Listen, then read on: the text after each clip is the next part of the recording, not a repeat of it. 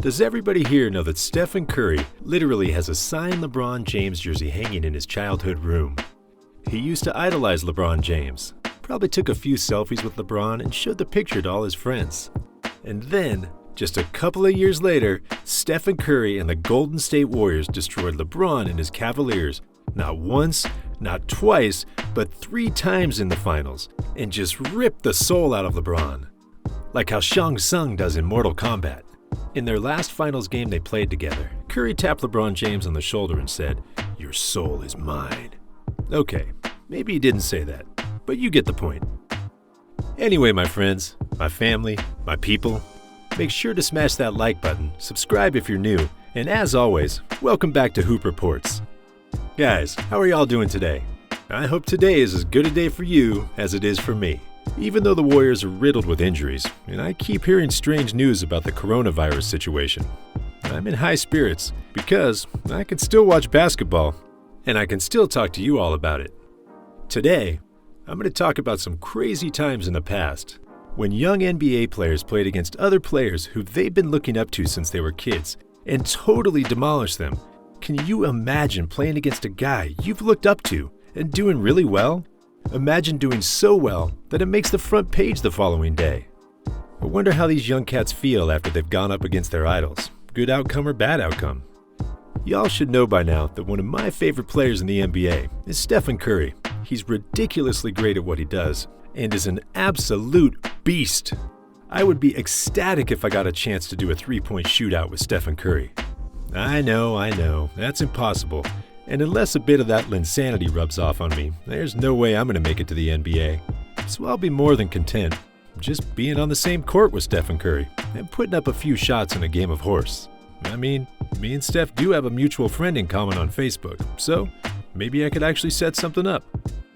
Guys, let me tell you this right now. If I manage to beat Stephen Curry in any type of shootout, even if it is a game of horse on a driveway rim, I am telling everybody. I would tell that story at every bar and every wedding I'm invited to. I'll even go to weddings I'm not invited to, just so I could tell the story of how I beat Stephen Curry. I'd embellish the story, of course, and make it sound like Steph was playing his best. And it just wasn't enough for your man Hoop Reports. Yep, that is exactly how that story would go. And that is that. Anyway, let's talk about some other NBA players who got an opportunity to play against their idols. And let's see what happened in those cases. Players in the NBA now, and in the past, have gone up against players that they've been admiring since they were children. And most times, these results weren't favorable for these young players. Imagine going up against players like LeBron James, Kevin Durant, Michael Jordan, Shaquille O'Neal, Kobe Bryant, just about any phenomenal superstar. Man, I know that young players go up against guys they've been admiring and lose brutally. We're not going to always hear about those situations because who would want to talk about them? I'm sure that if you were an NBA player and you got demolished by your idol, you're not telling anyone that that guy was your idol because of the embarrassment. A few of these players were lucky enough to end up on the other side of the coin. They went up against guys they tried to emulate, and they were able to come out victorious. In some cases, they were more than victorious. The first situation on my list today is going to be when Morant went up against Russell Westbrook. has publicly stated that Russell Westbrook was his favorite NBA player, and he's drawn many warranted comparisons to Russell Westbrook. They both play at the guard position, and both are very explosive players.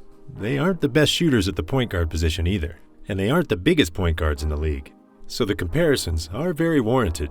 Morant stated that he wants to be Ja and not Russell Westbrook, but that's just what we do as fans. We make comparisons, that's it. Anyways, Morant got a sound butt-whooping from Russell Westbrook in their first meeting. That time, Russell Westbrook was playing for the Houston Rockets, and Morant was just a rookie trying to make it in these streets. Russell Westbrook dropped a sound 33-piece, rocked him like a baby and sent him packing. But next time, the shoe was on the other foot, and Morant was the one giving Russell Westbrook a sound beating. For this matchup, Russell Westbrook was traded and was playing for the Washington Wizards when the Memphis Grizzlies rolled into town, with a Morant that was on a revenge mission. Morant dug deep into his arsenal and took everything out for Westbrook and the Wizards that game. Morant ended up with 35 points while shooting 61% from the field. The man was unstoppable. Russell Westbrook didn't rock no babies that game, Instead, his team became one step further from the playoffs. So, Ja Morant and Russell Westbrook, hey guys? What do you think about this comparison? Do you think that when Ja Morant reaches a similar juncture in his career, do you think that he'll have won a title by then? Russell Westbrook has been fairly successful and productive throughout the course of his career, so I wouldn't think anyone would find his career to be a failure. Ja Morant will have a very hard journey trying to match what Russell Westbrook has achieved so far.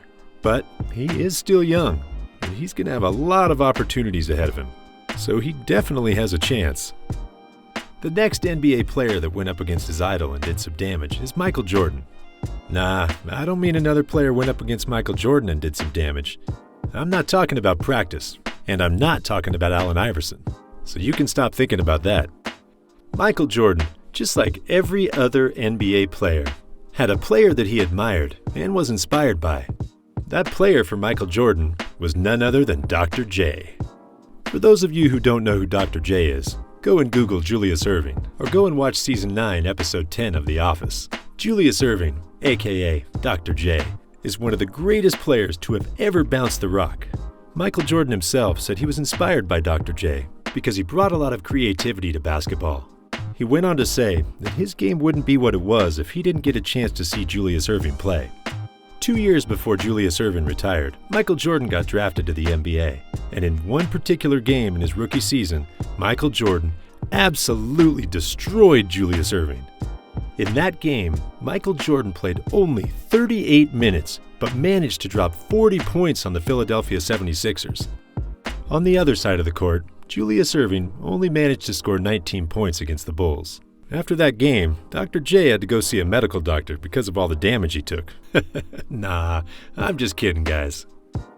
The only thing that Julius Erving fans can say about this matchup was that Julius Erving was 2 years away from retirement and was not in his prime.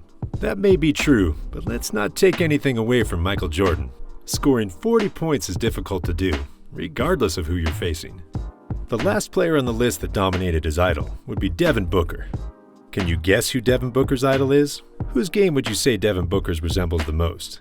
Okay, I'm going to say it slowly so you can say it at the same time and pretend that you knew. Kobe Bryant. That's right, you got it, the Black Mamba. Yep, Booker admired Kobe Bryant and was fortunate enough to play one game against Kobe Bryant before he retired. Guys, do you know how lucky you'd have to be for this to happen? Devin Booker got drafted the final season of Kobe's career and was fortunate enough to play against the Lakers the final time the Phoenix Suns would play the Lakers with Kobe Bryant on its roster. This game was by far the most impressive game of D-Book's career. Kobe Bryant, after the game, said that Devin Booker tried to use his move against him on the first possession that Devin Booker got the ball. In that post-game interview, Kobe heaped lots of praises on Devin Booker, saying that he's a fantastic player and has the right mindset. Kobe Bryant also said that Devin's footwork was sound and he's got the competitive spirit.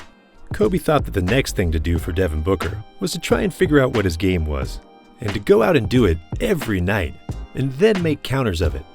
In that game, Devin Booker scored 28 points and dished out 7 assists after playing 41 minutes. Also in that game, Kobe scored a respectable 17 points after 28 minutes of play. At the end of the game, the last thing that Kobe Bryant said to Devin Booker is now tattooed on Booker's body.